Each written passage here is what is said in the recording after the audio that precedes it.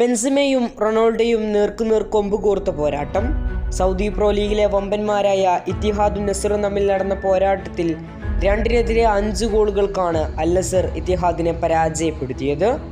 ഇരട്ട ഗോളുമായി Cristiano റൊണാൾഡോയും Sadio മാനെയും നിറഞ്ഞു നിന്ന പോരാട്ടത്തിലായിരുന്നു വമ്പൻ വിജയം സ്വന്തമാക്കാൻ അൽ നസറിന് സാധിച്ചത്. 38-ാം വയസ്സിലും റൊണാൾഡോ അഴിഞ്ഞാടുകയാണ്. 14-ാം മിനിറ്റിൽ ഹംദല്ല നേടിയ ഗോളിലൂടെ ഇത്തിഹാദ് മുന്നിലെത്തി. അധികം വൈകാതെ റൊണാൾഡോയുടെ പെനാൽറ്റി ഗോൾ അതിന് മറുപടി നൽകി. ടലിസ്ക 38-ാം മിനിറ്റിൽ വീണ്ടും നസറിനെ മുന്നിലെത്തിച്ചു. 51-ാം മിനിറ്റിൽ ഹംദല്ല നേടിയ ഗോളിലൂടെ ഇത്തിഹാദ് ഒപ്പമെത്തി.